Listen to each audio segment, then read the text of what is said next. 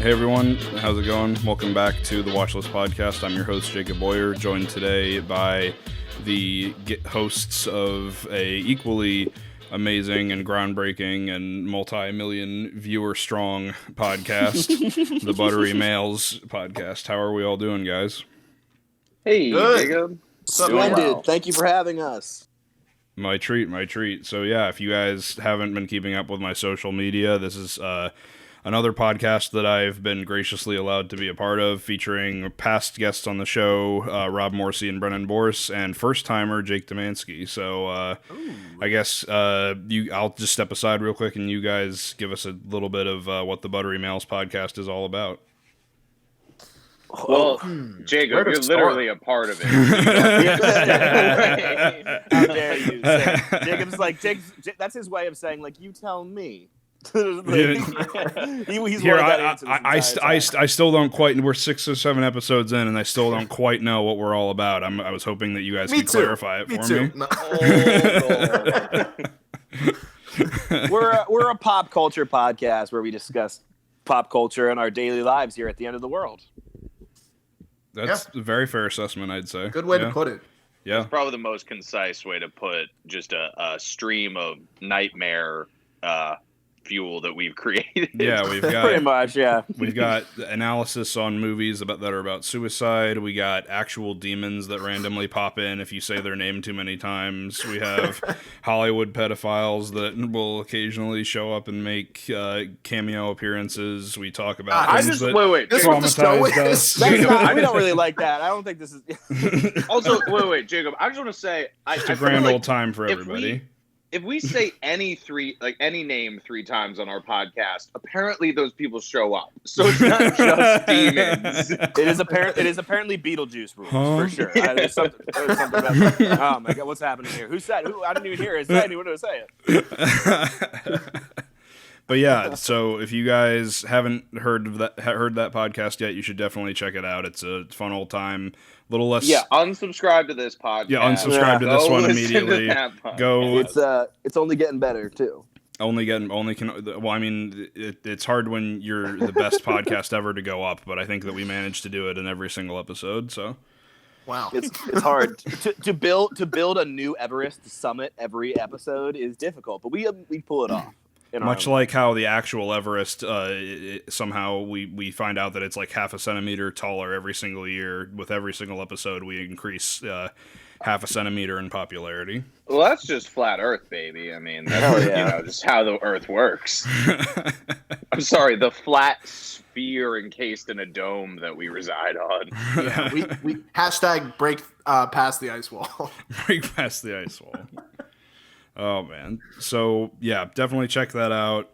But for now, we're going to talk about some spooky Halloween movies that we all recommended each other. We talked in the episode of the Buttery Males podcast that was released last week about just some general, like, top 5 Halloween movies that we enjoy watching. But these are some ones that we sat down and we thought, okay, what would be a good movie to expose to the rest of the group here? And judging by our pre-podcast talks, I think that I've somehow yet again managed to pick the most challenging movie. Distressing. Yeah.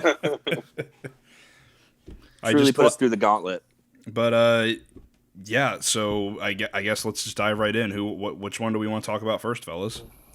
I personally, as weird as this is to say, I have the least to say about my recommendation. So I place that in order wherever you wish to place it, just if that helps at all. That's really interesting, actually.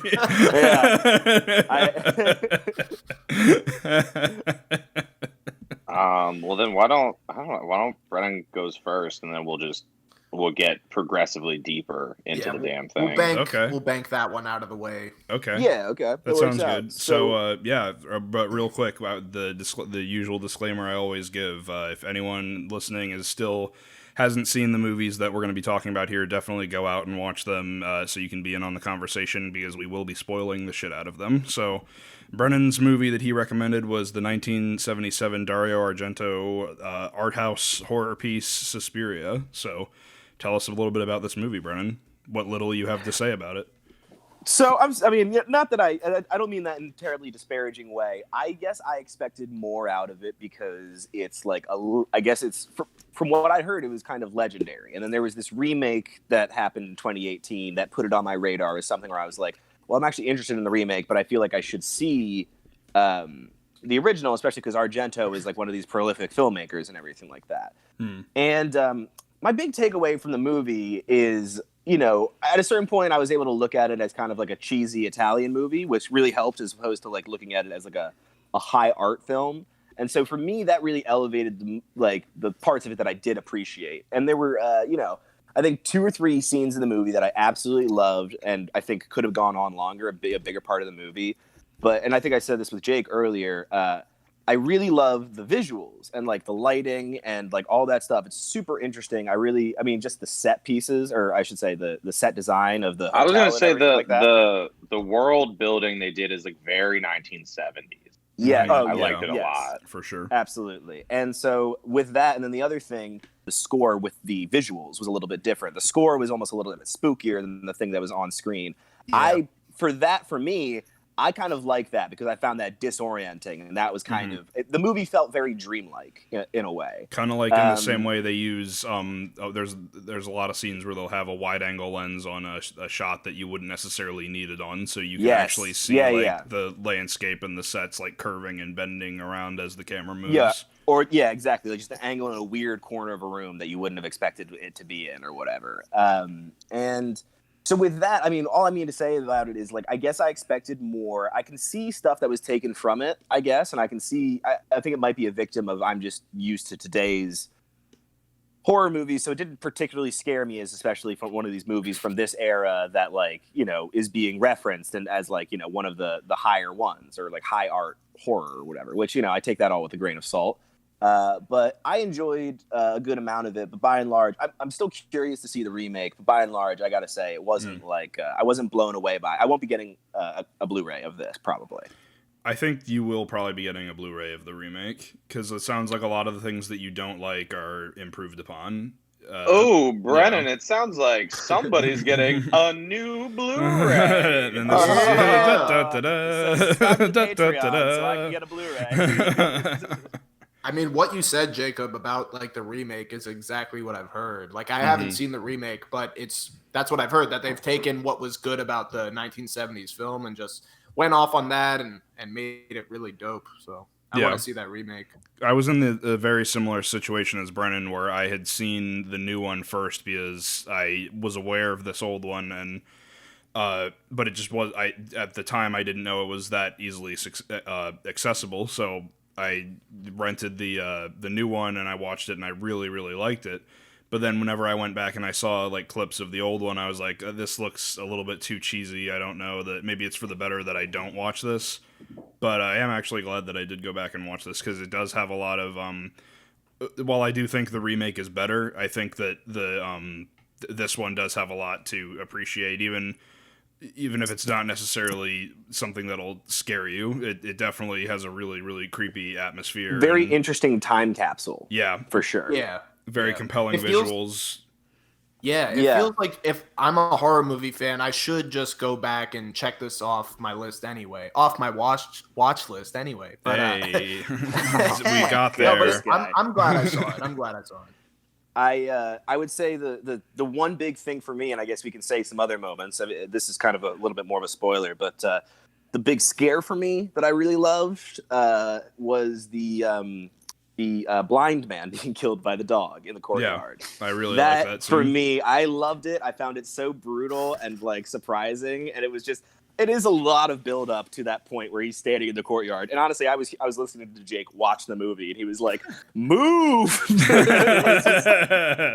I was like, anywhere else, just walk anywhere else from where you're at. You were in a wide open clearing. You have lots of places to go to. Which actually, I found out that was that was apparently the site of a lot of book burnings, and that was shot on location in Nazi Germany. That's so awesome, another little like inside thing to appreciate. I felt like just as an inventive part of the movie that just happens kind of clumsily. Like the character is kind of clumsy to fall into it, but I just felt like it was like, oh, that's some like early pre-Saw shit. but like when she falls into the room full of barbed wire, like Yes. how did she climb through that window and not see the room full of barbed wire beneath her? It's like Right, just right. so wild. She scans the room before she jumps down. Is there some witchcraft there? Is that what it is? Is like maybe there's a spell where she like didn't see the barbed wire and then she like jumps down and is caught in it? You're doing a Could lot be it, of yeah. work for them. Maybe, I guess, yeah, maybe. And then, but it was pretty brutal, and I enjoyed that. That and opening then- scene still is like one of the most brutal things I've seen in a horror movie. When like the girl gets like her like still beating heart like stabbed and then like just plummeted through the ceiling. That's probably easily the most recognizable sequence in the entire movie. I feel like if anyone knows this movie, that's the scene that they know. Interesting. Okay, so aside from that, beginning kill, like, sorry, go ahead. No. I was just gonna say that shot with her. I know what you're doing. I know what you're doing here. That shot with her head like coming through. That shot I thought looked so cool for such a disturbing way. I had not seen that. Just like before she falls through the glass, her head getting kind of pushed through it. Yeah, that looks so awesome. I'm sorry, Brett. I cut you off for that. No, that's totally fine. You were sticking with the topic of the scene there. And yeah, that scene's great. I mean, honestly, a part of that scene is another great example of the set deco in that movie, where it's just like, all these beautiful stained glass windows, and like, yeah, let's shove this lady right through it. You know, it looks. I mean, it's terrible what's happening, but it does look beautiful, and like that, whole kind of what's it called? I guess. I don't know, not to say incongruity again, but yeah, that whole kind of thing is very interesting and kind of off-putting. Yeah. Have you guys? This is Brennan's pick. Brennan, do you know anything about the source material this movie's based off of? Nothing. I know nothing. I didn't know that there was source material. I thought this was just It's It's a bit. No. This is very real. Sorry, I didn't mean to do that. No. That is like a classic bit from the Buttery Males podcast. 2-month-old podcast is classic bits. Classic goes. This bit goes way. It's already back. stale. No, it's based off of this collection of the genre is loosely expressed as where is it? A psychological fantasy. Mm-hmm. And it's these 32 essays by Thomas De Quincey. I have never heard of this man, but this is apparently one of the like best known English essayists of all time who's written this. But the interesting thing about it, because I haven't read any of them, because I think it costs money to read them, and I'm a poor person. But the interesting thing about them is it's a 32 volume like essay, like, collection, but 18 of these essays are like non-existent. Even though there's like a master record of all 32 essays, 18 of them are just not available. The original publisher doesn't have them, like they're nowhere to be found. So it's just like interesting part of this whole thing that it's based off of a very old, like apparently prolific psychological fantasy. Interesting. I did not know that. That's a very fun fact. Is that also called Suspiria? I'm sorry if that was said. Is that also called Suspiria? So yeah, it's Suspiria de Profundis. I was hoping I wouldn't have to say its actual name on the podcast. No. You're Profundis or Profundis. But yeah, it's spirit the No, I'm just it kidding. is I a made that up. well, it is it's a Latin phrase meaning sighs from the depths. Whoa. Right? That's so epic. No, Yeah. it sounds cool as shit. I think, and I like the movie was dope. If- It made me want to see the new one. Yeah. I hope that doesn't sound like a detraction, but if memory serves, a lot of like when you said the translation just there, like that reminded me about a couple things that are said in the new one. So I think that might be a fun Okay. thing, is that they might delve a little bit more into the source material than this one did. Oh, that's awesome. That was definitely a cool part of watching this movie, was like knowing that there's a new one and being like, oh, there's definitely some obvious threads to like run with or expand upon here. If you're doing, I don't need, you know what I'm saying? Like, I hate when people make a remake or like something like that and they feel they need to over explain everything. But I just felt like there was some things specifically, like the climax of the movie, you know, if we can get into it, in the scene specifically in the scene where she's in the room with the witch and her shadow is behind the curtain and everything like that. That was something where I was like, this is really kind of wild altogether, and I could let this go on much longer. This kind of, you know, like out and out witchcraft, spooky stuff. I love the 70s lightning. Oh, Like the yeah. very 70s special effects are just great. Yeah. Ironically and unironically. Like those Yeah, eyes yeah. at the beginning, those eyes still terrify me. But the hairy arm coming through the window makes me laugh. Oh yeah. Listen, man, every year Disney, Marvel, and Pixar supposedly get better at making CGI shit, and I'm just like, no, I think it's getting worse. Like every time I see that ugly Marvel sheen on a movie, it's like, okay, take me back to 1990, please. Oh my god. I want to No. go back. Rob, you don't like them fighting in an airport? That doesn't like do it for you? No, yeah, the bland tarmac. No, it's cool, man. TSA is not even there. They're superheroes. What? Oh, Rob's playing a video game or something right there. Or did it drop? Do you have a soundboard? No, my pet. It's a fuck. I don't know why it's going on. Oh, it's the bottle opener? It's a Donald Trump bottle opener. I don't know why it's just. I apologize. Why do you have that? So one of my brothers got this for everyone for Christmas. It was at like a gas station, and they had a bunch of them for like $5 right after the election. So he got all of us one for Christmas as a joke. And I'm just, it's, you know, it's a good bottle opener. Is like the reason I won't get The rid best. of it. It's the best bottle opener, Rob. Best bottle Yeah, opener. but I apologize. I picked it up to open a bottle, and it keeps going off for some reason. So, my bad. I apologize. Donald Trump doesn't want us to talk about the shitty not made in America horror movie. Only the best horror movies come from America. Italy? I'm sorry. You telling me this is an Italian film? I've personally never been afraid of an Italian before. Okay, and I never will be. Suspiria, no. Disturbia, yes. Holly Berry. We love Shia. Oh my god, I love it. Even though Shia tried to cancel me, I still love him. His You know, work you is come for the admirable. king. You know what they say about the king, but every now and then you keep him around as a court jester. I like Shia. Shia, I don't know why you're trying to divide us. I don't know what the division is, Shia. I'd love to hang out with you. I always said, Shia, you're my little honey boy. And I didn't even charge you money for the movie. I said, you're my little honey boy, Shia. And he said, that's what my dad called me. And I said, I know, I'm like a father figure to you, Shia. Anyway, it's great. Shia is what it told me I'm a dude. I bought you after hoes, and I raised you. Oh, boy. You bought him.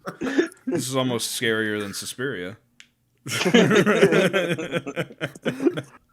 Well, on that note, I do think I have said all I have to say about Suspiria personally. If anyone else has any closing notes on it, feel free. You know my dad, Shia. Calm down. Okay, calm down, Shia. Yeah, I have nothing else to really say about it. Just a Neither do I. classic horror I movie. only have bad Trump impressions to say about this movie. I'm sorry. About the film Suspiria. Rob just sat there thinking, okay, how can I? What are some other Trump lines I can say while they talk about this movie? And he has a whole list that he wants to burn through real quick. My dog wouldn't have bit me because I wouldn't have been blind. I wouldn't have been blind. I like people who aren't blind or bit by dogs. Wow, whoever built that school is definitely they got a lawsuit on their hands, I think, at the end of all of this. And you know what? That girl right there laughing, she might be culpable. Okay. You can cut that one out. Yeah, Edward Jacob Scissorhands over here. Feel free to go with it. Yeah. Oh my god! Or should I say, Jacob Kruger hands? because it's Halloween or spooky. Ooh, yeah. Sorry, I'm bad. Can you put Come it on, on a scare alert? I'll put it. before Yeah, that? Did you spook yourself? I got spooked. Yeah. You get spooked without the soundboard. I'll put in a little lightning strike sound effect right there to make it seem like he was actually reacting to something. Yeah. I do declare. All right.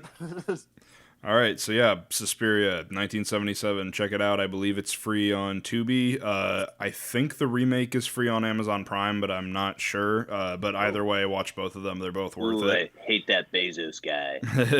Oh no, I should have realized. Is this just Jeff your impression Bezos... of Trump, or did you actually, or have we summoned Trump much in the same way that we summoned other people? I did not say that. I personally love Jeff Bezos. But yeah, so Jeff Bezos, that guy's got a heart of steel because he's a robot. Fuck that dude. But yeah, 1977 Suspiria is free on Tubi with ads. Suspiria, fucking dope. Check it out on remake, if you're curious, is free on Prime, and you can rent it on pretty much every other platform for a small fee. So definitely, here's a watch list callback. Go look for Suspiria on Pornhub. You never know. Yeah. You might find it totally ad free. Here, the other, I'll do a callback to the callback. If you want to understand that joke even better, go back and listen to Brennan and Rob's first appearance on the show back in episode 12. You won't regret it. The best episode of this podcast. Much kind of like how Buttery Males only gets better. This one just slowly degrades over time. Buttery Males is a fine wine. This is vinegar at this point. No, what is this? What is this, man? I won't do this. It can't be possible. Oh man, but yeah. Speaking of things that degrade over time, much in the same way that when you turn into a zombie, your flesh degrades over time. Rob recommended a very, very great movie, probably my favorite that I didn't recommend. Train to Busan. So Rob, tell us a little bit about this movie. Yeah. So like Jacob said, it was the favorite one that he didn't pick. So fuck all of you. Well, to the two of you. Train to Busan is this South Korean zombie flick that I think it's from 2015 or 16.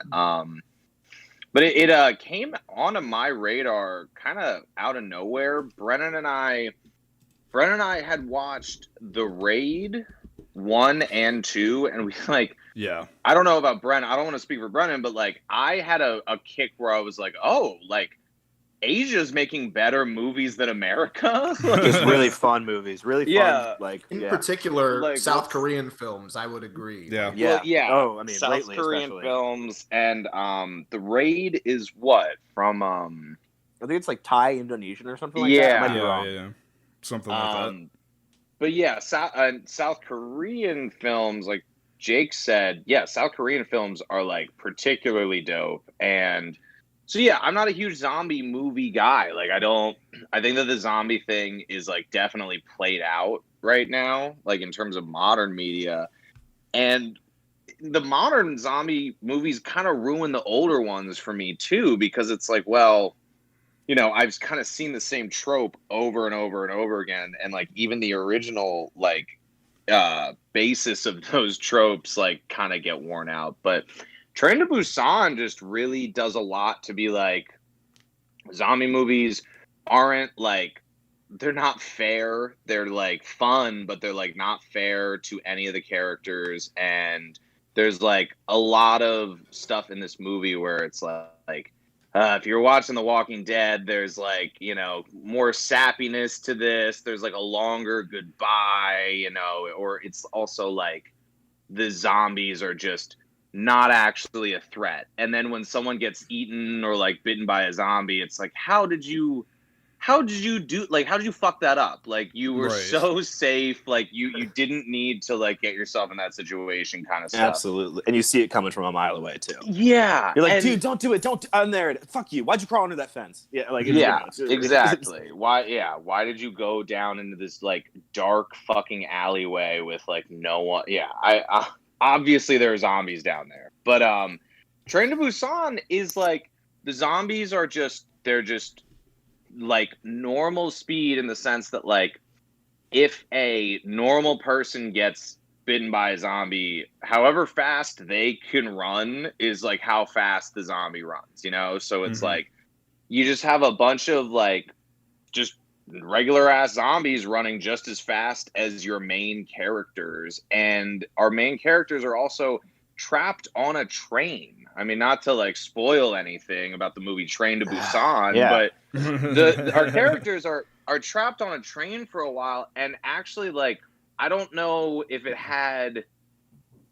this had anything to do with it in terms of influence, but the way that Snowpiercer kind of divides the movie up into the different sections of the train. Train to Busan does like a really good job of dividing up the different sections of the train into like different trials and tribulations people have to get through.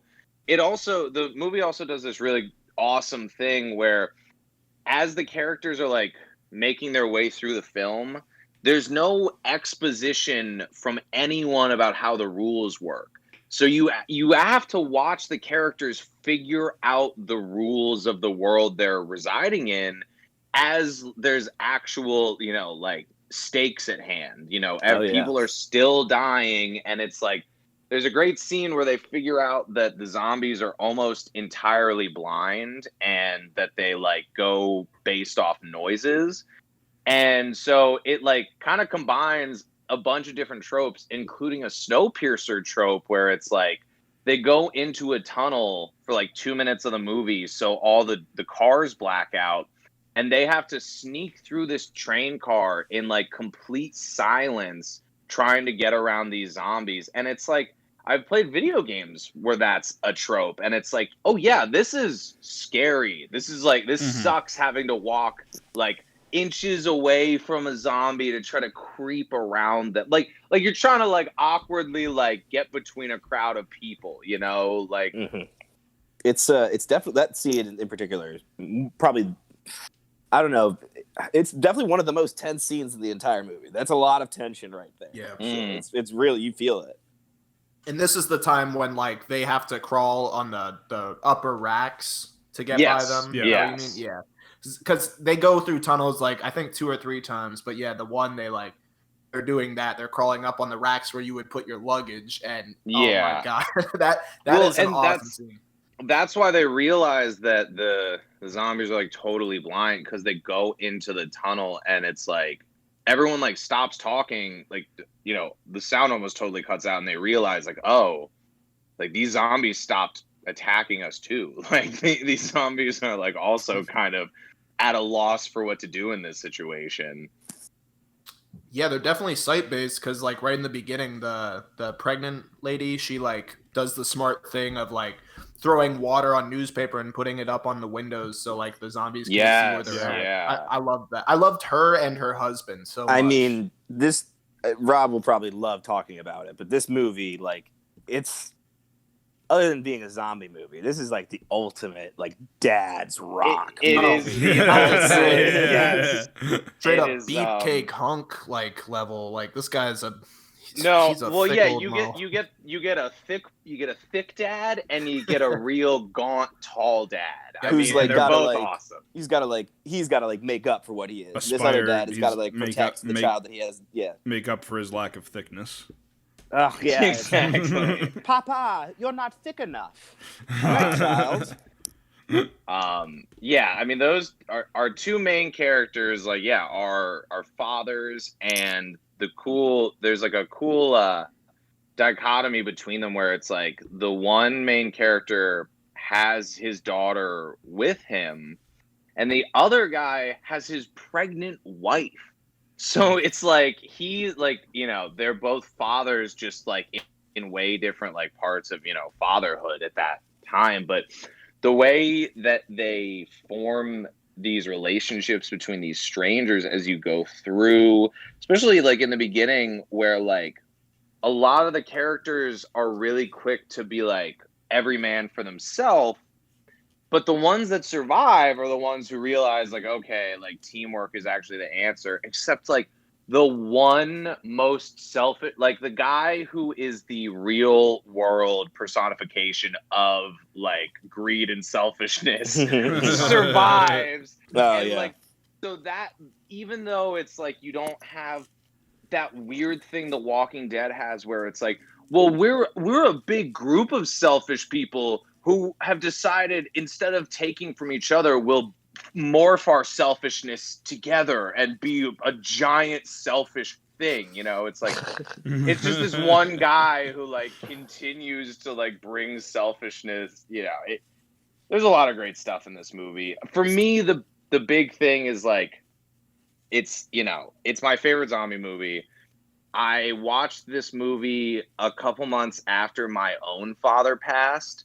So this is a zombie movie that made me cry multiple times. I mean, like genuinely cry in front of Brennan. So I will say I have. No. It's not just that he passed away, but he also became a zombie. You know, it's like it really hit home for you. Yeah, that's such a good point. You know, I try to block that part out. You know. More so just to kind of respect his memory and not so much the fact that he tried to kill me immediately upon passing by infecting me. Yeah, no, I mean, it's like you don't want to hold a dying man's actions against him, but what about an already dead? An undead man, so to say. Actually, a little bit. I'm trying to do this for a little bit. Sorry. No, but yeah, for me, like I definitely have a little bit of a weird emotional connection to this movie because so many times in this movie, Brennan just heard from the other side of the room, "Daddy." So I mean, specifically in the voice of a small Asian child, which really confused him. In perfect South Korean, I was like blown away. I was truly floored by that. I was like, that sounds perfect. Damn. And Brennan, you spent a lot of time in South Korea, so. Oh yeah, I mean, yeah, I've seen Parasite twice. So trying to spread that North Korean splendor into the South. One thing I definitely really like about the movie, and it's this movie, I think, especially with the comparison to The Walking Dead, where at a certain point, it's like, you know what, actually the humans are the real monsters. And I think part of that is because it's like ashamed at a certain point of being a zombie show. Whereas I think something common with like South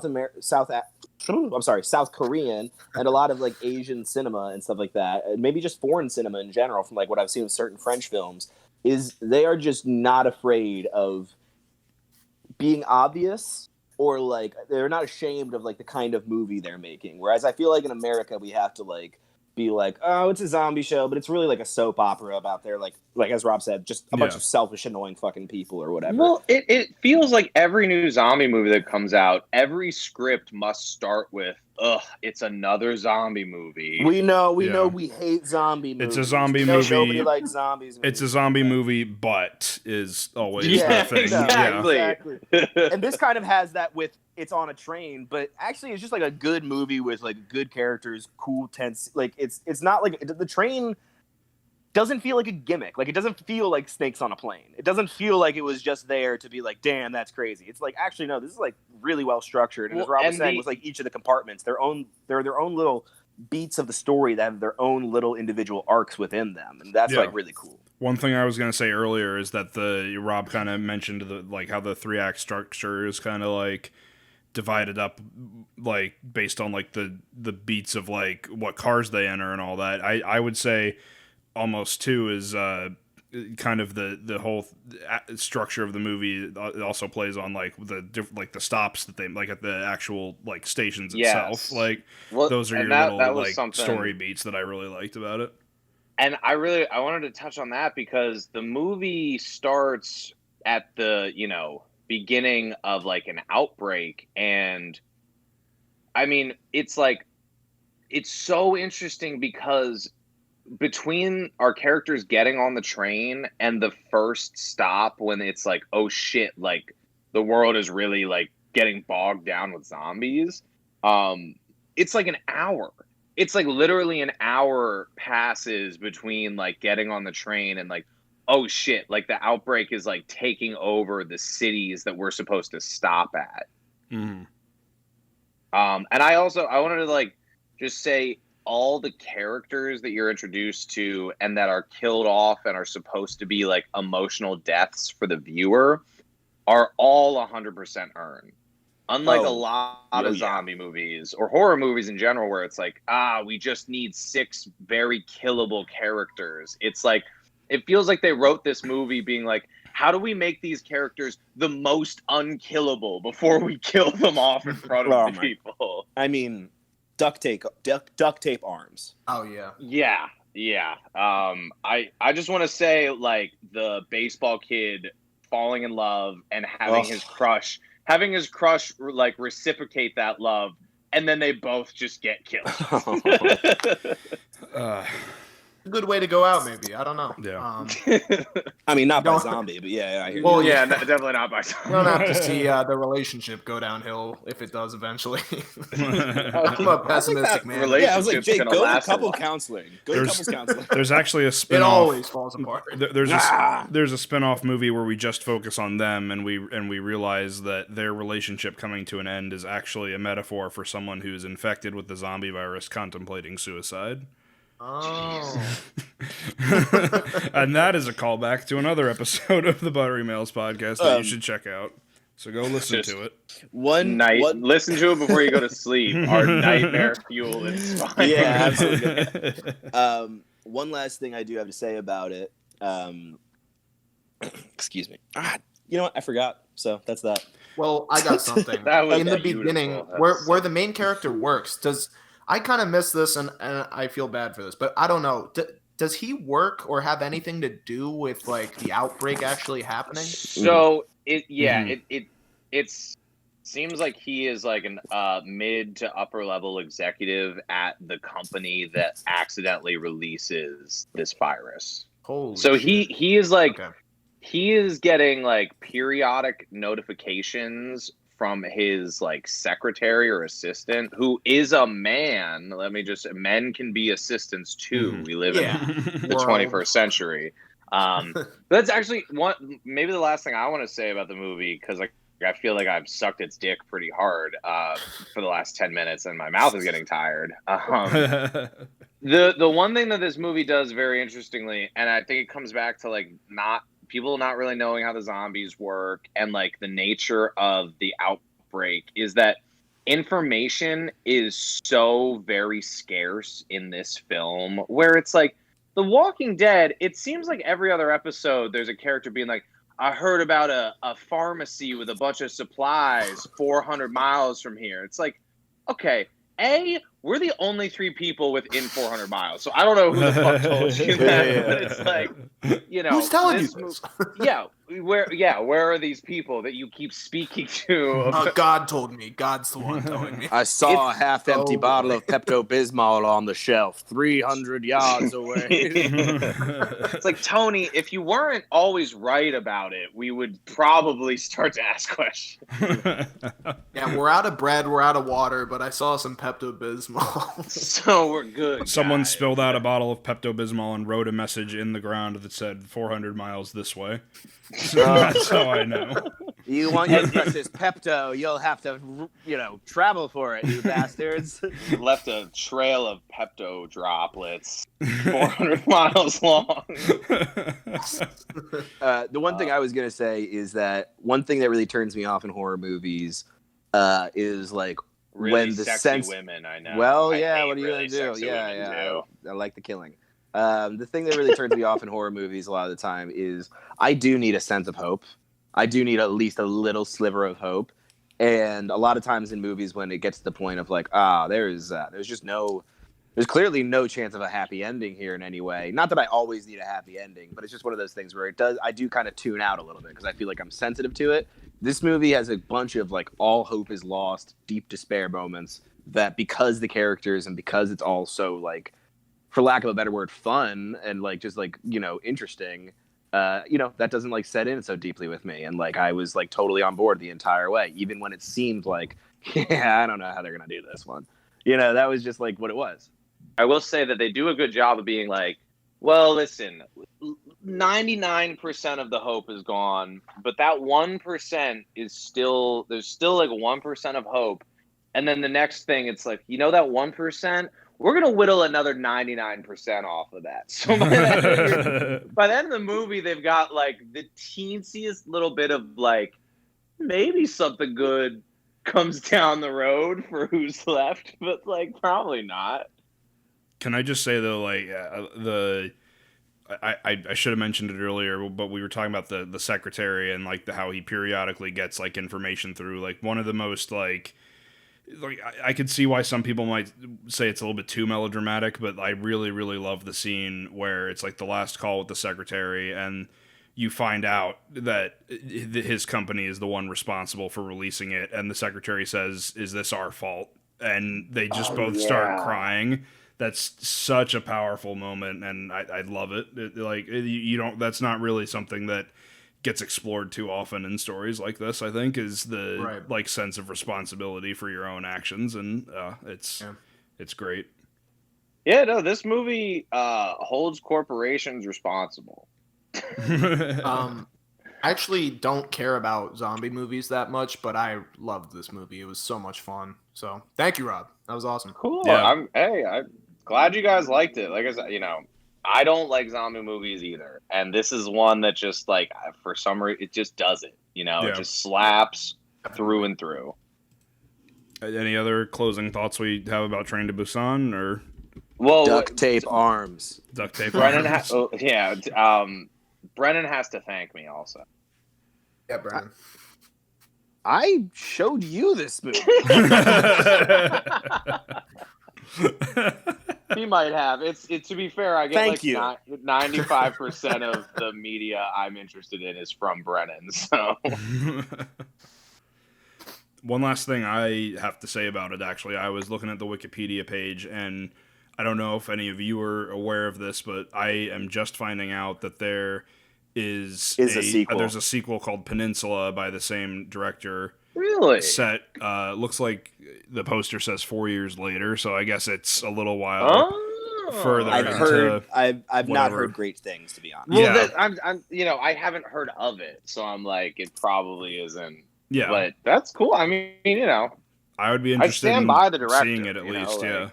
So yeah, if our conversation about Train to Busan was intriguing enough for you and you haven't seen it yet, it's free on Tubi, free on Crackle, free on Sling, free on Amazon Prime, free on Viki. I have no clue what that is, and you can also rent it Viki on is just Pornhub. Vudu, YouTube, Google Play, iTunes, all that. So yeah, Train to Busan, amazing zombie movie. I You gotta thoroughly look up enjoyed it. You gotta look up Vicky's profile on Pornhub. Vicky's She's trained got to all- Vicky's trained to she has it uploaded in parts, 10-minute increments. Vicky's Train to Busan. So, all right, moving on then. Jake Demansky recommended, kind of in going with us talking about somehow managing to make every episode about Eldritch Horrors on the Buttery Males podcast. Again, just another reason for you to go back and listen to it. We have one thing that we love talking about that, Jake, I think it's safe to say you have a good amount of experience with, is H.P. Lovecraft and his work, and you recommended a movie adapted from... Is it the short story also called Dagon, or is it? The short story is also called Dagon. So yeah, there you go. The 2001 H.P. Lovecraft adaptation Dagon. So tell us about this movie. Yeah, it turns out actually, like, even if I'm unaware of the things that I'm liking, like, they probably are just by H.P. Lovecraft. Like, I found that out about another horror movie Friends, lately. But Seinfeld, yeah. How I Met Your Mother. All based off H.P. Lovecraft short stories. And this movie Dagon it's just about a guy who is successful, and while he's vacationing, just kind of stumbles across a town that, is praying to a deity that, I guess, wealth and prosperity, but there's like there's a price for that, and it seems like the whole town is paying for it. They're like turning into like they're turning to the sea is the best way to describe it. They're becoming like octopus people. And it's just kind of about this guy's like, I guess, escapades in this town. He's trying to get out, and it's just like a whole bunch of crazy shenanigans. And if you are familiar with H.P. Lovecraft, there's a lot of tentacles in this. So it kind of goes in with that whole thing. I mean, it's not. I mean, what else to say about it? Does anyone else have like a better version of that? I mean, I think another big part of it is it plays on his themes. You hear a lot. There's a lot of lots and lots of common H.P. Lovecraft imagery. At one point in it, when they're praying to the Lord Dagon, you hear them in that prayer say Cthulhu. Mm-hmm. There's a lot of Cthulhu imagery. A big part of H.P. Lovecraft, from what I've understood, even I didn't know that it was this movie going in, or that this was one of those stories, but he definitely has done the fish people thing kind of before, and I've seen a little bit of that in Alan Moore's Providence, where it's kind of talking about that's Alan Moore's kind of weird take on H.P. Lovecraft in his own way. But I saw that, and I had a funny moment before I realized this was a fish person movie, where there's just a scene where he leaves his girlfriend to go save his friends, and he's got to get on a boat.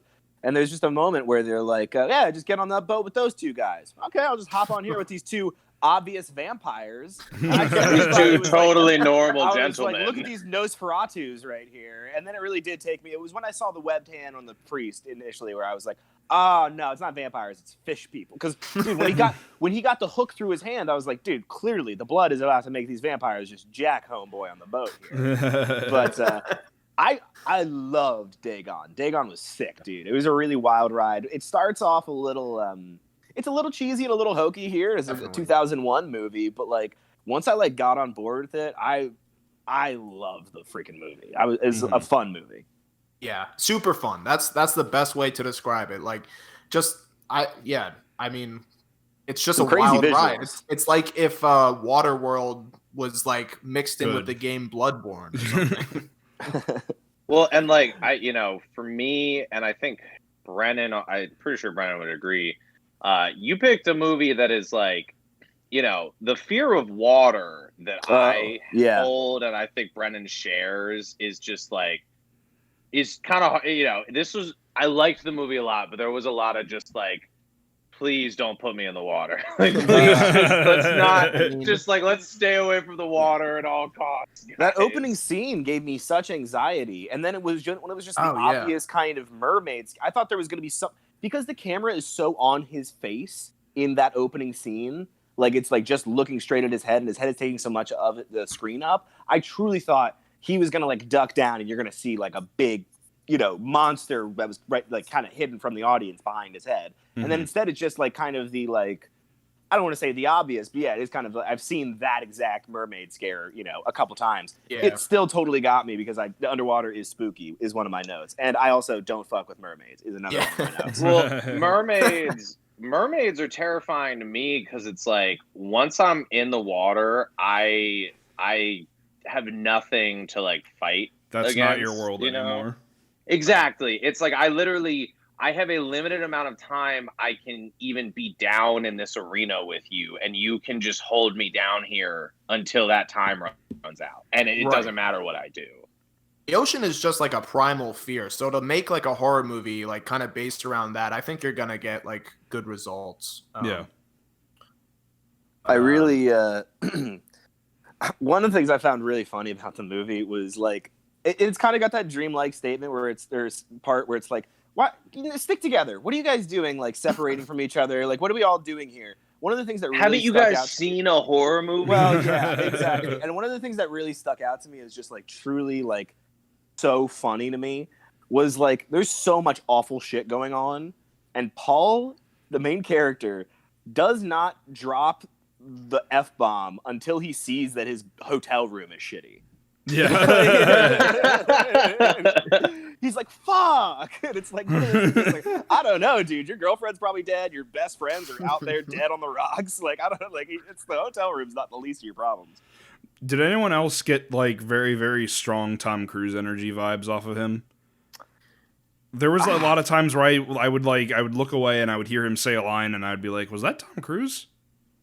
I didn't think about that, but I'm probably going to watch this again this next week, and I'm going to consider that. Yeah, go back and listen to just a few random lines, and you'll hear it, I think. Like, Paul's character is only like 4 feet tall, right? that might have been the confusion. Oh, wait, Jacob, are you talking about the scene where he goes in the hotel room and he's really excited about his love, so he starts jumping up and on down? The couch. Yeah, exactly.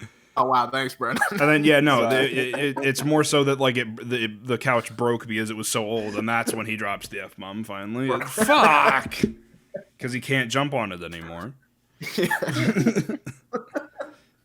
But yeah, he can't express his love.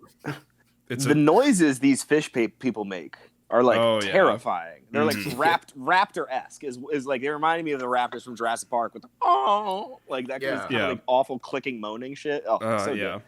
They're like corrupted like seagulls and like sea lions and stuff. Like, well, it's like a important that take bribes. Suction cups popping off of like. An important thing to making like a character, I think now, like a monster, is just like keeping it otherworldly as you possibly can, because like it's like there's a within like the familiarity of like certain monsters where it's like, well, I've seen vampires a million times, so it's like maybe I'm not as terrified by the classic, movie vampire, but you start adding in some noises that I've never fucking heard a creature make in real life, and you start adding in like gills and shit on a human body. It's okay, so this is taking me at like somewhere like out of my comfort zone, and that's like a bad monster will just destroy a movie like this. And I thought more than anything, like, just this was a scary, like an actual scary movie. Probably just the most frightening movie we've picked this month, for a little thing.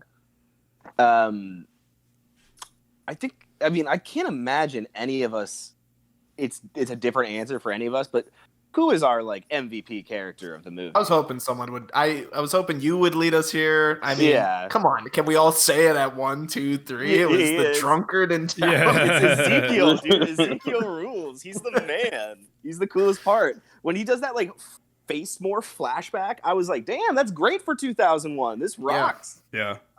He's a lot of fun. He's just like the best part for me.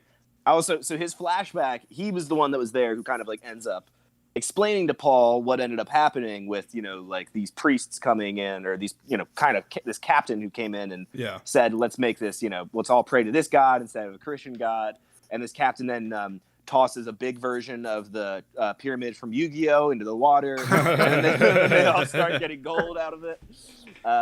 But yeah, I mean, Ezekiel, that actor is really good. And actually, this was his final film. It was one of those things where it came up at the end and I was like, no, do not tell me he's dead. But yeah, I mean, of course, it's like he. It was in his dying wishes that he was skinned. On like, film. I just need somebody to paint red around my eyes with a rubber knife before you peel my face off. For real though, his flashback was like actually terrifying. Like even though not really. Yeah. There's not really a lot objectively that scary that happens in the flashback. It's just like the way he describes it in like his sort of broken English and like the visuals and the music that goes with it. It's just, there's something horrifying about like being a child in like a small town that's isolated and like everything gets turned upside down and there's like these demons coming out of the ocean and at the same time it's like making your family rich and it's giving you food and all that, but like but at the same time like everyone else around you is being corrupted and it's cool. It's a horrifying concept. My family's good. We're fine over here. Like, I don't know what all your problems are, but not mine. But yeah, sorry, Jake, you were saying. Well, going off of what you were saying, it's just like these poor people, like basically so desperate for any help at all, like in like just overnight, this guy is like, no, like abandon your god. Like we found a god that will help us. Like we must do his work. We must praise him. And then just we're getting gold, but like, oh my god, now we have to like sacrifice people. Like totally cool. Oh, yeah. Totally cool. Give me that gold, baby. Well, with the gold, there's at one point where Paul, who, there's a stupid plot line in the beginning of the movie about him like having stocks and stuff like that. And his girlfriend tosses his laptop off the water, which is one of those moments where I'm like, I think the relationship's over. I think if I'm in a relationship... That was a $10,000 laptop for 2001. But I'm also, it's not even like about the laptop. It's just like, oh, okay. I think if I'm in a relationship with someone who reacts that way about like my very reasonable, a lot of money that could go up and down, whatever. It's a stupid plot line, but he's recently come into a good amount of money. And at one point he tries to offer the fish priest money, and he's like, "Fool, we have like 1,000 times what you could offer." He offers him like $10 million. He's like, "We have like 1,000 times that." And my response to that, if I was Paul, would have been like, "Then could you make your town not look like dog shit?" Hire one construction crew to just start going around fixing shit. Like, what incentive? How do you get sacrifices? How do you get the sacrifices if you don't have any tourism? Like, I don't understand. I would have been much quicker to come into this town.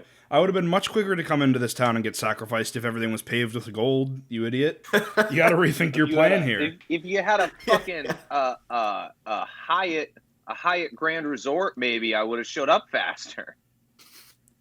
I would have gladly sacrificed myself for the all-you-can-eat buffet. I mean, where else can you get shrimp for this cheap?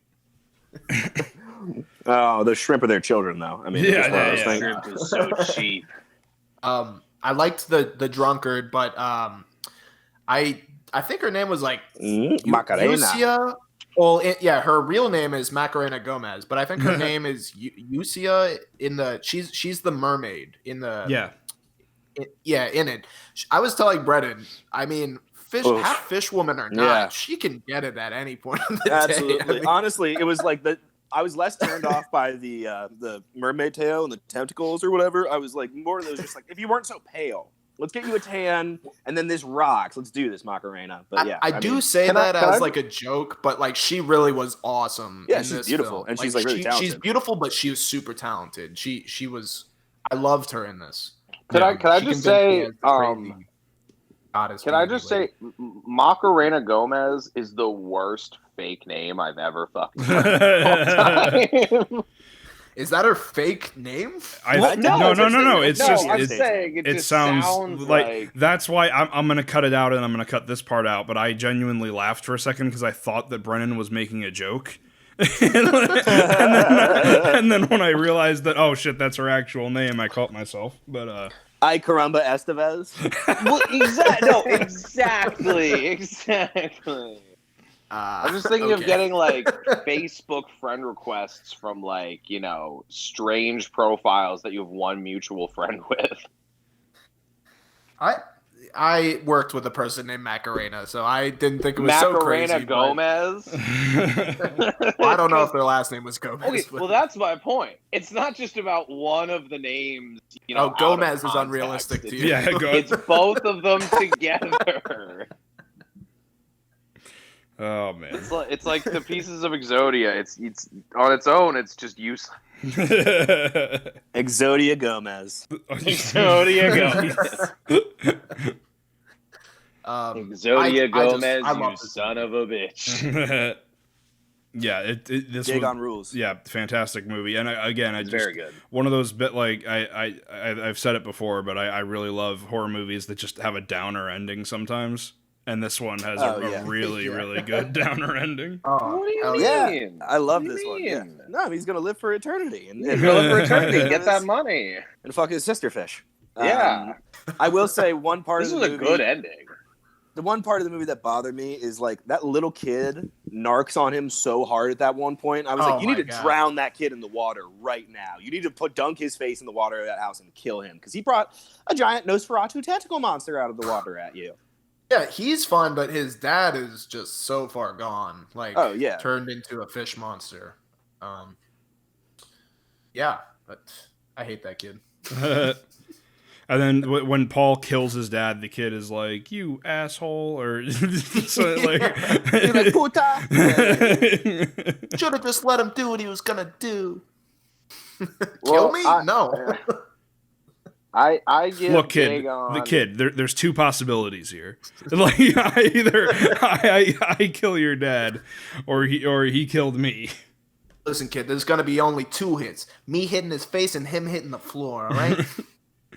That You was hitting the floor and you hitting your pillow tonight crying about your dead dad. if I can make one complaint is that I didn't like that line kept irritating me whenever that kept coming back. Like even What? down to the Oh. there's two The possibilities. guy that, like, that came in. Yeah. down to like the very end when overstates it's well. like down to the very end where it's like these two ominous like cavernous doors and you hear screaming coming from one and not the other, and he's like, okay, there's two possibilities here. Like, At the end, when he scraps them both, and he's like, "There's either 2 possibilities here. I either fuck my fish sister, or I burned myself alive. burn my face off. How about I do both?" I like to think I like to think that the end gets like slowed down and he does the Sherlock Holmes thing where he's like, "There's only 2 options here," and he goes through them like beat by beat. Yeah. Well, yeah, I like that. I'm pretty sure his last Except for, words like, of the Perry, movie are Perry, them all dodge, saying like, "Fuck my sister, dodge, Perry." Yeah. Discombobulate. yeah, his last words of the movie I really enjoy because it's just like his like Cthulhu-headed father being like, "Pablo, you are my son," and then his like sister fish wife bride who's just like you know incest me and and his like I'm pretty sure the last words he says are, "I'm Paul Mars," and then he self-immolates. Oh man. So yeah, I give Dagon 5 out of 5 Scream movies. I think we're all in agreement. Really, really, really solid Lovecraft adaptation. I'm surprised I hadn't seen it before. It was really good. So then I guess It does seem one of those movies that it should have been on TNT all the time. Yeah, and just right? wasn't. Yeah. It Like, has a lot of energy of like that one Creepshow Underworld. movie. Yeah. Or yeah. Oh well, I was just thinking like TNT specifically would play blocks of the Underworld movies every fucking day, and it's like you couldn't sneak Dagon in there. Like I don't think all of these like middle-aged like social welfare recipients are going to notice the difference. I think one big thing for me, and like it's just what I can say about like a lot of art, is that like since I've seen it, not a day gone by since I thought about it. All right, Brennan, get out of Zing. here. So yeah, if you haven't him seen, outta if you get him, okay. I think we need to get Trump back in here so we can kick Brennan out. Rob, You're locked in here with me. So yeah, Dagon, 2001, great horror movie.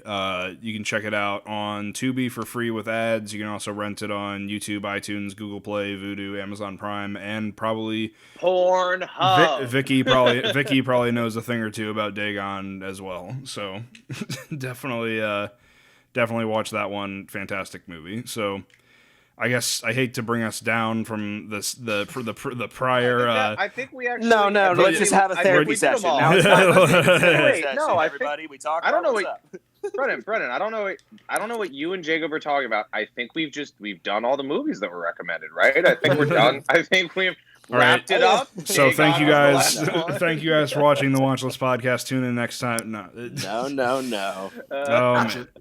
All right. So the movie I recommended, the Buttery Males watch, was 2009 Lars Von Trier's Antichrist, which is about a man and a woman who suffer the loss of their child and then retreat to a cabin in the woods to try and deal with their grief and anxiety, and a bunch of shit happens. So, what did you guys think of this movie? I take the images I saw out of my head. So I called up Lars and I was like, Lars, you gotta crush this guy's balls. If you want me to buy into your movie, you gotta crush this guy's balls. But here's the thing. He still comes, okay? This guy still comes after you crush his balls, okay? Lars, don't hang up on me, Lars. Crazy is like when that scene happened, Brennan like called me up and he's like, I'm watching Antichrist right now. I'm like, yeah, me too. Yeah, that's exactly how it is. Yeah. Oh, and I was just a little bit. I had started and stopped it a couple times, but I was just You're like a 10 little bit minutes behind me. Yeah, just and I was like, dude, something's about to. She's acting funny, and he's just like, yeah, well, yeah. I think at one point you said the devil made or a demon made this movie. I was like, I think the devil made this movie because it's like it's shot so well and it actually is good, but I really don't want to be viewing any of this. Like, and it's tricking me. Trying to hurt me. That's a good way to sum it up. I said, Lars, I've got a picture for you. Okay, Lars, I'm going to tell you a true story. So one time I was fucking, right? I was fucking in my big penthouse and Don Jr. fell out the window. Okay. And now here's the thing. Don Jr., he's got a thicker head than his pop. I'll tell you what. And so he survived. But you don't need him to survive in the movie because let me tell you what, I kind of wish Don Jr. hadn't survived that fall myself. Lars, do not hang up the phone on me, Lars. What are you going to do? The 3 beds in there. I mean, come on. Ivanka hasn't climaxed since.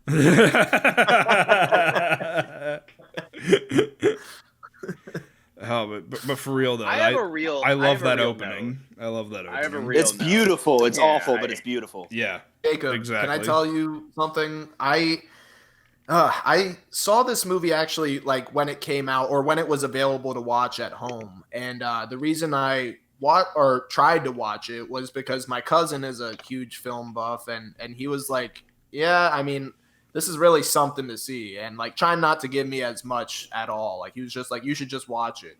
Yeah. I was like, okay, and he's talking to an 11-year-old at the time. Right?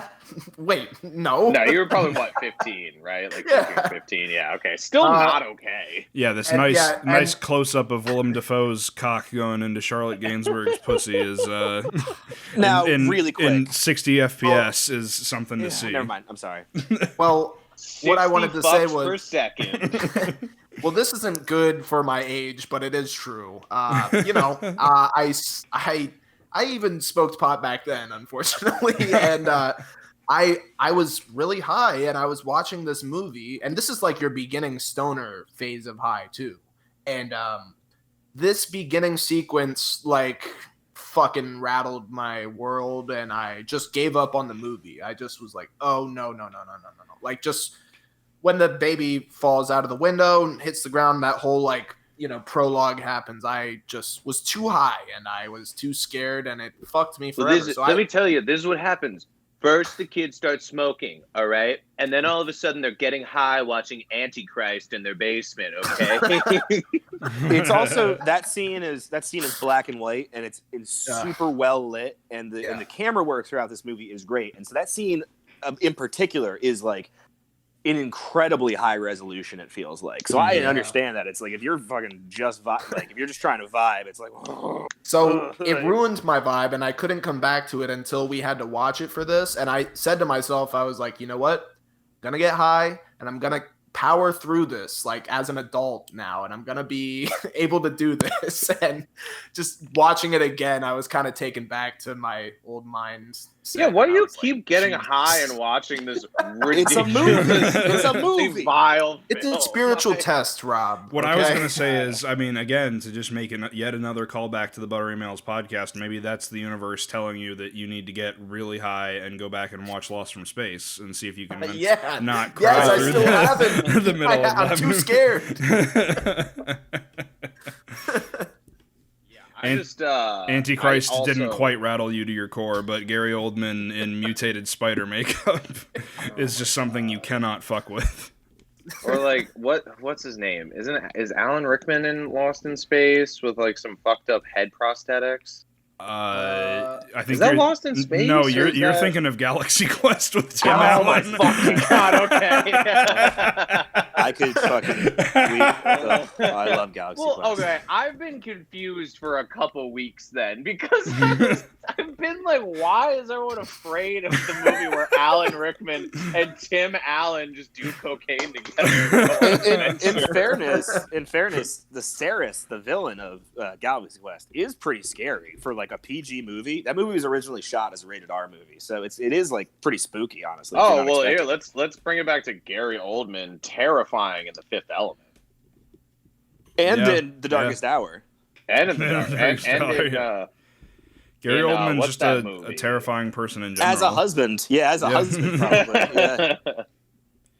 I don't know like what it is about, but like I mean, when I was watching Batman Begins, I just couldn't. I wasn't super invested in Scarecrow as a villain, but I mean, there's something about Gary Oldman that just put me off. He's the best villain in Batman. Interesting. Well, he is a cop, interesting reading so, of that movie. You know, ACAB. So I guess question: we talked about Willem Dafoe's dick. Now I'm not sure if it's this movie or if it's Willem Dafoe that I've heard this about, but is that a prosthetic penis or is that not Willem Dafoe's penis? I think it's a real penis, but it's not Willem Dafoe's penis. Willem Dafoe's got a dick guy. A lot of actors have their favorite stunt doubles. I have truly heard that Willem Dafoe has such a hog on him that it's like too distracting for him to actually do full frontal male nudity scenes. So they had to bring in somebody. It might be Willem Dafoe or it might be John Hamm or something like that. But like they brought in John Hamm to do Willem Dafoe's dick. I mean, I'm just Antichrist. saying John Hamm is like another famous hog haver. Colin Farrell as well, right? I'm making it. Colin Farrell, yeah. Colin Farrell's got the hog. what's his name? Starts. Legolas. All right, Legolas so, has okay. a hog. Orlando Bloom's got a hog on him for Orlando sure. Bloom's got a Absolutely. So- Katy hog. Perry is a lucky lady. for Brennan, sure. to answer Yeah, your what? question, I just Googled verbatim, did Willem Dafoe have sex with Charlotte Gainsbourg for real in Antichrist? And the very first thing that comes up is a white box, apparently a quote from Willem Dafoe saying, "No, it's not mine. It's not mine. Lars used a porn actor for those scenes." So Willem is bigger than a porn actor. So Willem Dafoe, if he ever stops making amazing movies, could have a very lucrative career in porn. So funny. That porn actor probably just felt like such shit. Just he's a legit real actor and he's got a bigger fucking hog than me. Willem Dafoe went and he said, "Look, Lars, if I get aroused in this scene, all the blood's gonna flow out of my head and I just won't be able to stay in character. I will pass out. I will pass out. It's so big, Lars. Okay. It's so fucking big. There's a reason why I don't have kids, Lars." Willem Dafoe's never seen a naked woman because he just every time he's gotten close, he just passes out wherever he's standing. Poor guy. Oh man. But The movie looks beautiful, and there's a lot of great handheld camera shots in it that I really appreciated. And it's still like it looks like a 2020 movie in that way, honestly.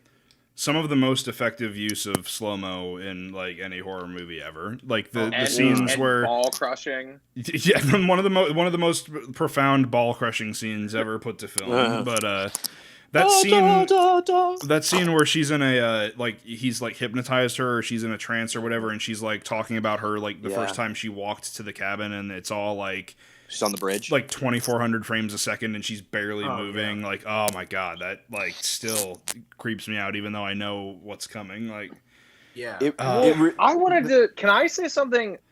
I just want to say, yeah, thank you.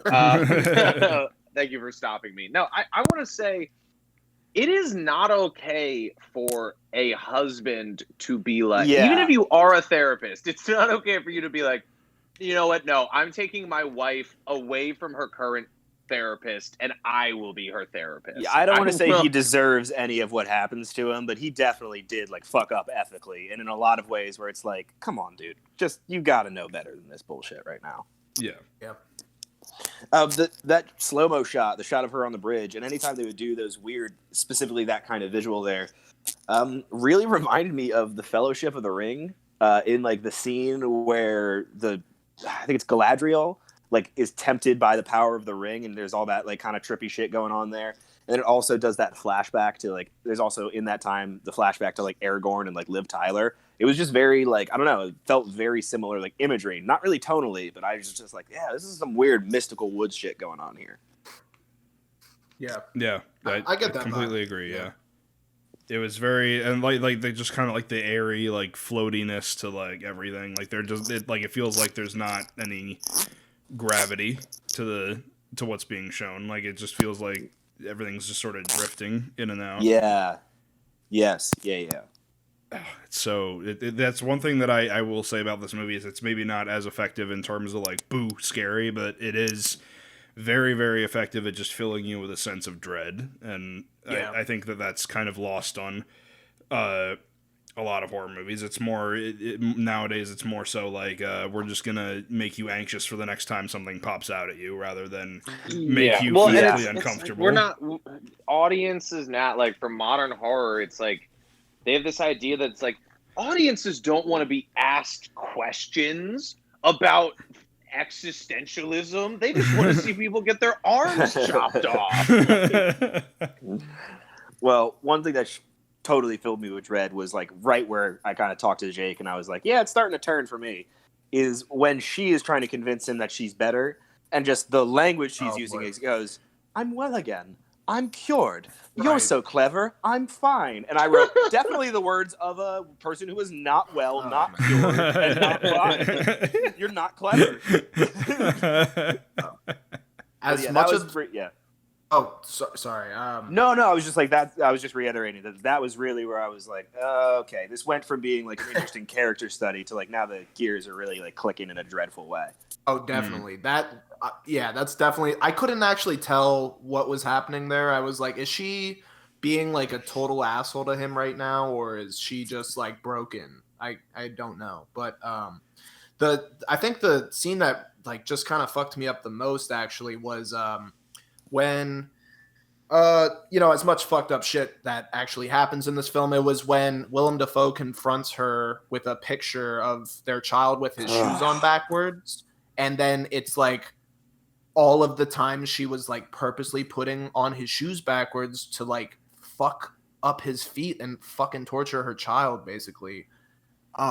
That just like rattled me in such a, because that's so real and like something that you could hear about someone doing. Like it's so sick and just like, she's trying to be sneaky about it too.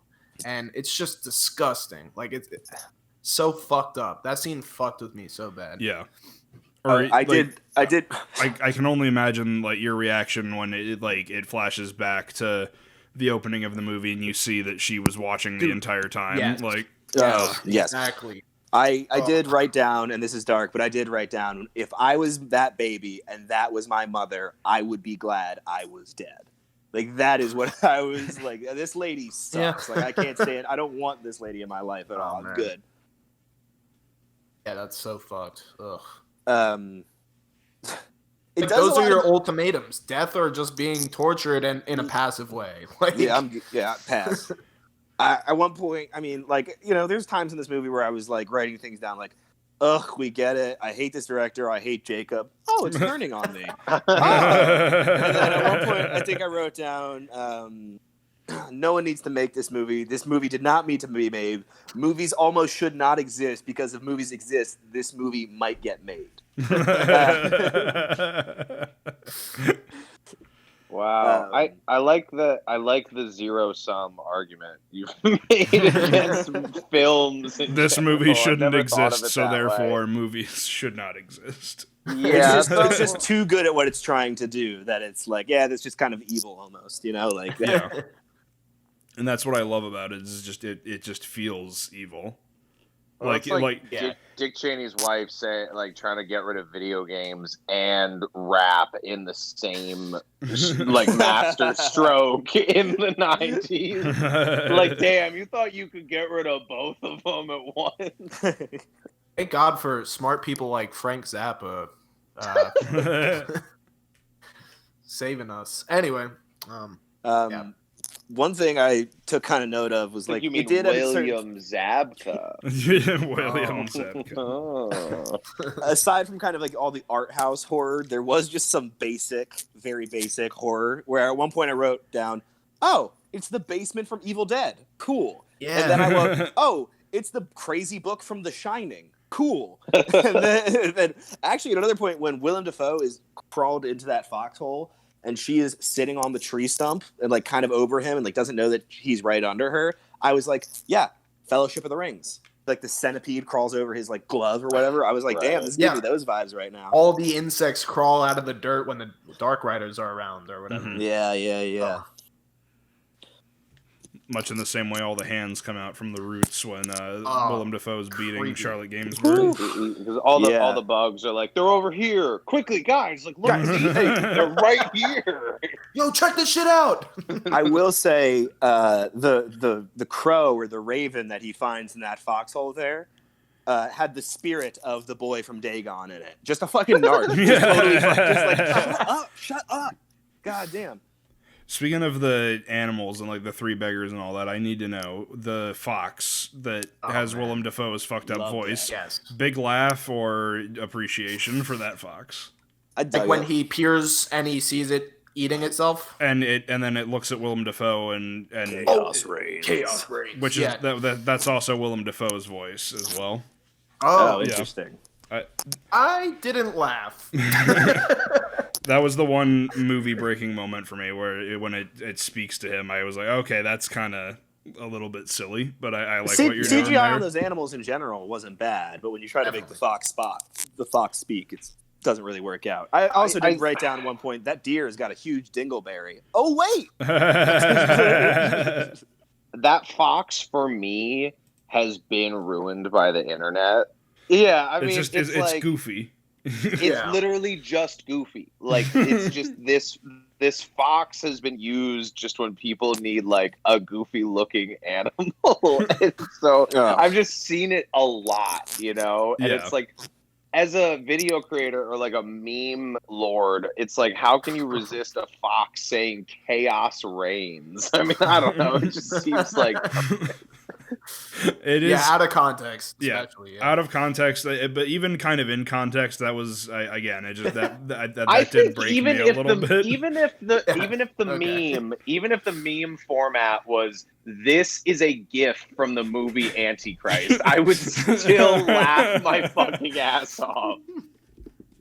It would almost be more frightening if the fox looked up at him and said, "The character Brian from Family Guy is a dog," and we slowly fade to black. Chapter 3. I'm wondering what other movies staring at us. Yeah. what other movies where animals talk could we like CG? Like, we could CGI. We could literally just cut this fox into like The Lion King.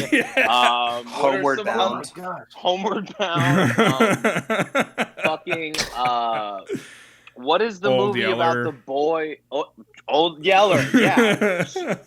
Fucking Air Bud. Any character that has a snout in a movie, just cut out this fox's face. Life of superimpose Pi. Oh my god! But joking aside, I do genuinely love this movie. Jungle Book. Yeah. Sorry. No, it's. Oh man, I do genuinely love this movie a lot. It's not a traditional horror movie, but it still gives me a lot of the same vibes that a lot of my favorite horror movies give me, where it's just this impending sense of dread and you can't get away from all the evil in the world, and it's fantastic. I love it a lot. Yeah, it's weird. Just going back, that Willem Dafoe, like, is it because he's a therapist? He just like isn't giving us really much emotions? Is that like what's happening there? Like, just because he's like let down, I mean, constantly in the movie, and just kind of is like doesn't really express it. Like, every time he sees those animals, like he first sees the deer and like the baby is like half hanging out, you know, dead, like out of the deer. he's like seeing the deer, and before he sees that, he's like smiling. He's like, "Oh, nature! Like this is what we needed." And then it's like turns around, and it's like, "Oh, this shit! is maybe we didn't need this." Yeah, and same with the fox. He's like, "Oh, a fox," and then it's like eating itself, and says to him, "Chaos reigns." And then he's in the foxhole having to beat the crow to death multiple times, going, "I definitely didn't fucking need this." He's like, "Oh, thank God, just a lovely crow buried in the dirt." Yeah, let me excavate this. Let me go out of my way to excavate the crow from the dirt. Definitely needs to happen right now. In this situation I'm in, where I'm hiding from my like crazy wife, I definitely need to dig a crow out of the dirt in the foxhole. I think this was my buddy Paul from college, actually. Yeah, Paul the Crow.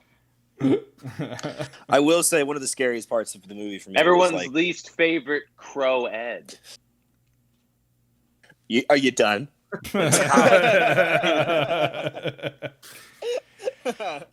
I'm sorry, this wasn't. I deserve people saying that at me so much more often. I'm sorry that this wasn't your geniusly crafted Dagon by level of comedy. I don't know, between Steady Cam on the last episode of Buttery Males and Dagon, I'm killing it lately.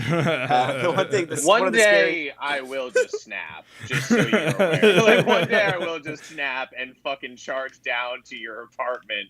Please, two blocks away. Sorry. Scariest part of the movie for me was towards the end, okay? When the credits rolled and I saw that his name wasn't William. That to me was like, what kind of psychopath would name their child Willem? What world do we live in? It's like Kirsten. Yeah. or like I don't know. It's actually not like Kirsten. It's not like Kirsten. Like Kirsten. It's like why wouldn't you just name them Kristen? Oh man, that is definitely a haunting truly part is from just the movie.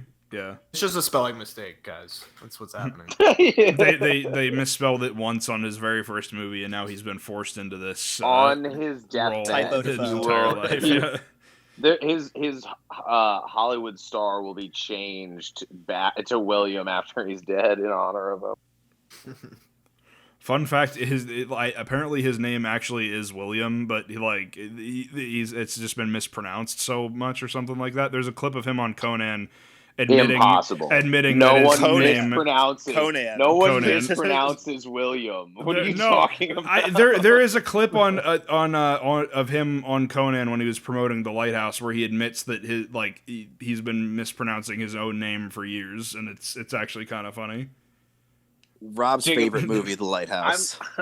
Yeah, well, The Lighthouse is all right. Jacob, I'm afraid you don't know what humor is.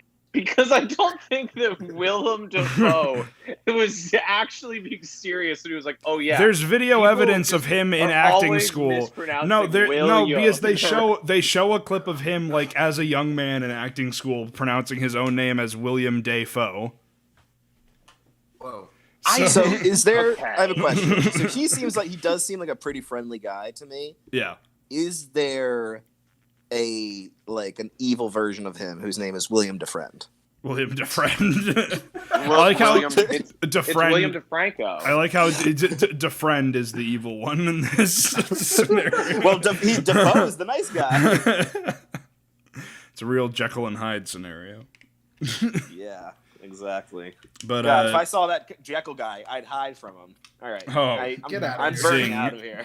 All right. Spiraling. Throw me down the stairs. I do want to say, like, this movie is good, and a lot of it is like it's experimental by proclamation of its creator. It's like an experimental film, so it's like I think it's people see it and might have like a different idea of what that's supposed to mean, like what experimental means for people, because like Eraserhead is experimental. It's like there's a lot of films that by nature of being experimental get a kind of weird or bad rap. I watched this movie off of Netflix in 2009 when it came out, no idea what I was getting into.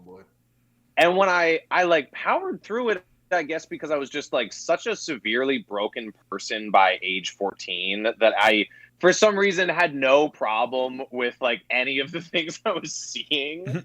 but I do think that, like, for me, it was definitely devalued by, like, being, like, me seeing it the same place I watched, like, Arrested Development and 30 Rock. You know, it's like, if I think maybe if I had seen it in theaters and like gone to it because I was like, I mean, oh, if you paid for it, you have to, like, kind of, you know, if you feel like you have to sit through it a little bit, you know. I think if I was given a free ticket to it, but I was told, like, it's like an experimental movie and you're going to see an experimental movie, I think I would have liked it a lot more. You know, I just, as a kid seeing it, or like a teenager, no context, just kind of was like, well, that was fucked up, Netflix. Thanks for recommending that next to, like, Zathura. Really cool of you, you know. You know. And then, someone at Netflix my, like, is like, problem. okay, yeah, Zathura is a kids movie. I mean, this has talking animals in it. I'm sure, these like, two match up. There's a cross section here. Yeah. There's a toddler in the first scene, so it's a kid's. Jesus. They're making a kid in the first scene. It's a kid's movie. Like, you don't even work here. Like, please get out of our offices. Lars, look, I don't care how many times you insist that this is not a horror movie and it's actually a kid's film. We are not marketing this alongside Zathura. Lars, listen, LVP goes PG. All right. Oh, man. Do we have anything else? All in all, I was just going to say, all in all, very eclectic and interesting bunch of movies that I'm definitely glad, you know, I checked some off there tonight, you know? Or not tonight, but in general for this record. It was a nice little, it was definitely a treat. I would say, having already seen Train to Busan, not that doesn't make me like it any less, but just Dagon was just a nice, really fresh new treat, and I really appreciated that. And Antichrist was the sour milk that you had after having your treat. I mean, in a way, Antichrist was vegetables. I mean, it was going to probably be something that Antichrist was my first foray into Lars Von Trier, and I got to say, I don't know if I'm gonna dip my toe in again. Yeah, you don't need to. It's very safe to say that this is the best thing he's made, so you don't need to venture any further. Those nymphomaniac movies look sexy. Those are his movies, aren't they? I was just about to ask. I have seen the first Nymphomaniac movie, so I've actually seen two. Nymphomaniac. Yeah. Nymphomaniac, I don't like. For the sole purpose of, in the second movie, there is a scene where Charlotte Gainsbourg, I think, is having sex with Shia LaBeouf, and her son crawls out of a crib. I'm not joking here. Crawls out of his crib and, like, walks towards an open window, and Shia LaBeouf sees it happening and stops it before it can happen. And the same music that's playing in Antichrist is, like, on a radio in the background in that scene. I was like, the three beggars were in that scene too. You. Yeah, no, there's a deer and a crow and a fox watching from the balcony next door. Superman stops Bruce Wayne's parents from getting killed. It's a whole fucking, oh my god. It just, yeah. Well, it seems like this guy just wants to be directing porn. Like, I don't know why he keeps, like, accidentally making art house movies when it seems like he just wants to make porn. I'm experimenting with how much porn I can put in a movie before they take it out of theaters. That's what's experimental about. It's his training until he finally makes the movie where Willem Dafoe is willing to unsheath the beast. That's the porn film he's building up to. Just break another human being on camera. Just trying to get his credentials up so he can work for Brazzers. That's what's happening. Yeah, exactly.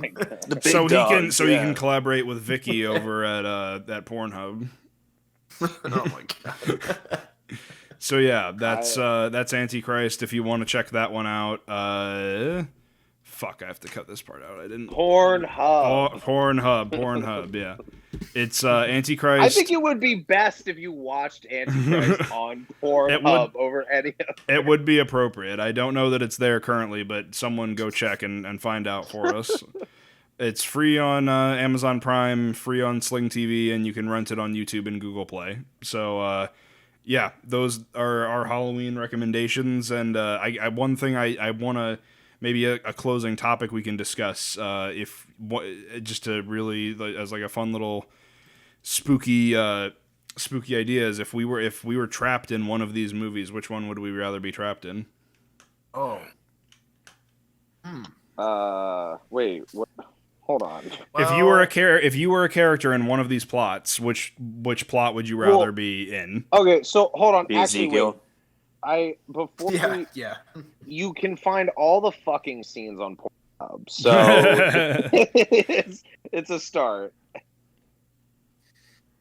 I'm going to go with what Brennan just said, actually. I'm going to hop in Dagon. I'm going to be the drunk guy who's, like, dealing with the madness for all these years and just getting fucked up. And goes out like a fucking champ, too. Goes out truly like a champ. Well, wait, so hold on. If I pick Antichrist, who am I in this world? Like, Fingers crossed for the baby. Yeah.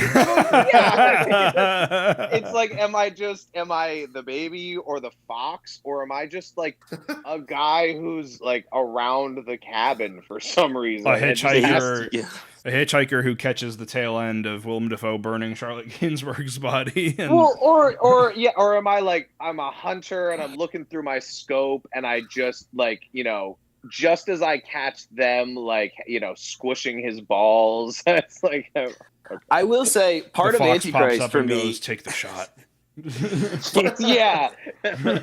There's a lot of, like, biblical shit in Antichrist, and, like, there was that, like, the place is called Eden, and then they do the whole thing with, like, their names in the credits are he and she, and I feel like Darren Aronofsky saw this and was like, oh, yeah. I'm going to do that, like, really hard. And he just made Mother. And Mother is, like, the exact same kind of, like, in my mind, like, it's, like, kind of a half-assed, religious metaphor. And maybe I don't really get it because I don't really, like, care that much about, like, like, the Bible or whatever. But, like, it just seems like I'm going to do, like, high art experimental stuff here that is going to piss you off. And especially down to a dying baby. It really seems like he was like, let me just do this times 10. Yeah.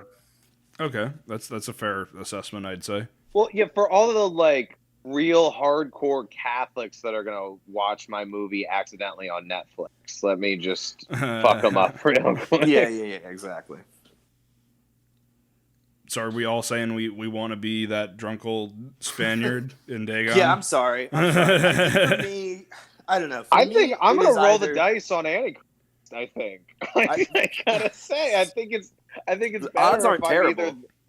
Baby or the fox. I think those are pretty, like, favorable odds. Okay. So for me, I am either the drunkard who goes out like a champ or the dad in Train to Busan who does the duct tape arms and goes thick daddy. Yeah. And honestly, not even for any other, like, there's a lot of great reasons, but like thick South Korean that dude's hair, like the pompadour he's got rocking, like, I don't know his if that's called a fucking pompadour. suit and his like, rings, and just how he just damn. goes out punching zombies. They're both in suits, and duct tape arms. Yeah, Thick Poppy's suit is way better. Big Poppy. Thick Poppy's suit is so much flyer than that lame ass boy. I gotta agree. I think I would rather be go out like a champ in he's got like an Italian suit on with just a fucking white T-shirt from Hanes. Like that's class. He's cool. That's he's definitely cool. And he'd be fucking. I mean, we see the evidence right there. Yeah, the proof is in the pudding. Yeah. That's come on, Jake. I mean, he'd be fucking though. I mean, Jake, that's a little gauche, bro. Yeah. No, I mean, yeah. Those are my choices, baby. Yeah, I guess on that note, that brings us to the end of this episode of the Watchlist Podcast. Jake, Brennan, and Rob, thank you so much for coming on the show. I had a lot of fun talking these horror movies with you. Jacob, thank you so much for having us. It's always a delight, and your podcast is truly a pleasure to listen to, and the opportunity to get to plug the Buttery Males podcast, and is also much appreciated. And you're also, not only is it nice to be on your podcast and for you to have us on here, you're just a wonderful co-host as well. So thank you. Definitely. Thank so you very much fun much. being on here, man. Thank you. I appreciate it. These two, Jacob, these two don't speak for me, but I agree. Everything they just said, they're not allowed to speak for. I won't outright say it, but they do. Yeah. But yeah, no, I can't wait till we have our next record. I'd love to have you guys on again in the future, and this was a lot of fun. Hey everybody, sorry to break the immersion yet again. Hopefully this is the last time that it'll happen. I kind of let my personal life get in the way of scheduling and recording these episodes, and as a result, the schedule kind of got messed up. But we're back on track now. So like I promised on the previous episode, next time we're going to have on AJ Mattioli. We're going to be talking about 3 movies: Your Eyes on Me, Neon Boys, and Tangerine. So tune in for that episode, and hopefully we're all back on track, and I won't have to do any of these post-narration recordings to set the record straight. Now back to the show. But yeah, again, just thank you guys so much for coming on the show, and thank you guys for watching the Watchlist Podcast. We'll see you next time. Bye. Bye. Brains.